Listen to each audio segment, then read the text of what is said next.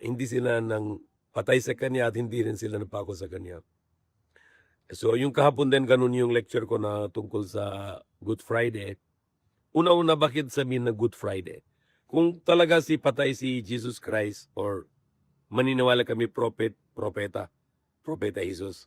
Una-una kung bukas yung Good Friday, bakit tinatawag nila Good Friday? Dapat hindi natawag Good Friday kung talaga nang papatay si Jesus Christ o Prophet Jesus dun sa araw na yun.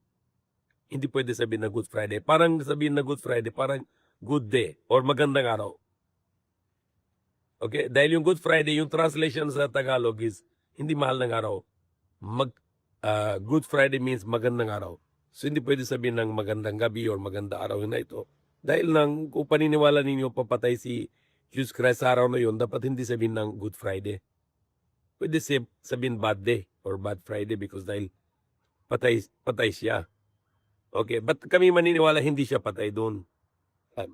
Siyempre papatay susunod, but yung araw na yon hindi siya patay dahil sabi ng Diyos sa Quran, hindi sila pinatay sa kanya, hindi sila pako sa kanya. Dahil ayaw ni Jesus Christ na pako dahil yung pako na yung ng parusa ng panahon na yun, parusa ng mga kriminal. So ayaw niya nang papatay siya sa patay ng kriminal. So magsamba siya dun sa Garden of Gethsemane, patira pa siya, sabi kay Diyos na pwede pass the cup. At nang sabi dun sa Hebrews sa New Testament, sa Biblia, sa Ebanghelyo, and his prayer were answered. Tanggap lang Diyos yung panalangin niya. Panalangin siya, patira pa siya dahil isang tao siya, propeta siya. At panalangin kay Diyos ayon nang yung pako, tanggap ng Diyos yung panalangin niya na hindi na siya pako. At sabi nila na papatay yung, tapos kasabi ko kahapon may isang tao, Judas, na according to the Gospel of Barnabas, siya yung maging mukha ni Jesus, tapos huli siya, tapos siya yung reklamo dun sa cross, Diyos ko, bakit ako mo pinabayan? At pako siya dun. Tapos sabi ning mga pari na yun, pastor, nablibing siya sa Bernis ng gabi, 6 o'clock, tapos at lampas ng 3 gabi at 3 araw, 3 gabi at 3 araw, bubuhay si Kristo.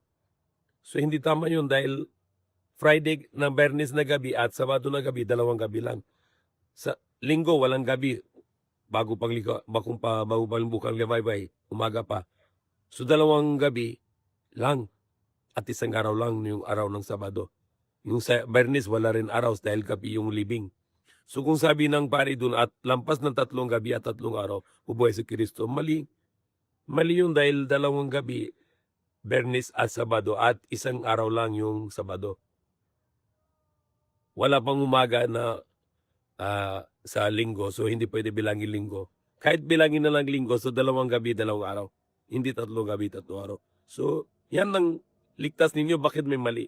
Kung may mali, duda yung ligtas ninyo. So, maghanap kayo ng katotohanan. Yan sabi na Biblia, seek the truth and truth will set you free. Maghanap kayo ng katotohanan at katotohanan ng bibigay sa iyo ng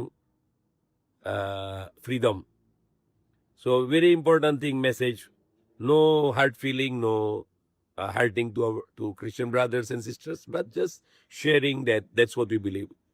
But you can believe whatever you like. What we believe is for us and what you believe for you. But we invite you to come to the religion of Abraham. Yan ng religion ng Abraham, yung Islam ng sumusunod sa utos ng tagapaglikha.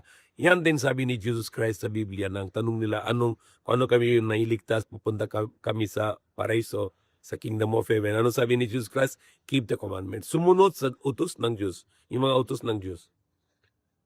Paniniwala sa isang Diyos, wag nasamba sa dibulto, be good with your parents, wag na papatayin ng tao, wag nang gawa ng masama.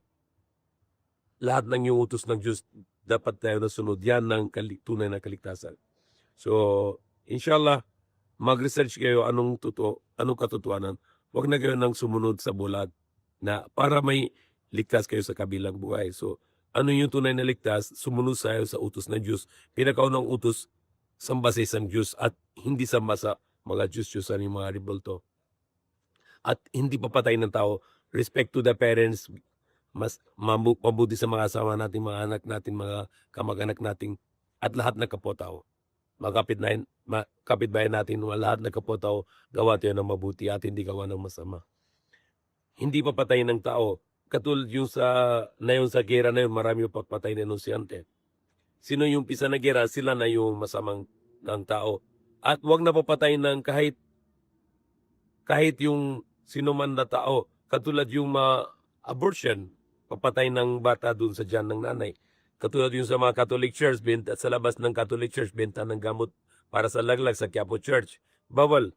Dapat hindi benta na ganitong bagay dahil ito na malaking kasalanan na papatay ng tao. So lagi tayo gawa ng mabuti at hindi gawa ng tayo masama.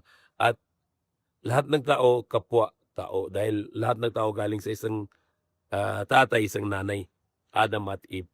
So lahat tayo kapatid, dapat lahat tayo maniniwala sa isang tagapaglikha, yung Diyos ng tagapaglikha.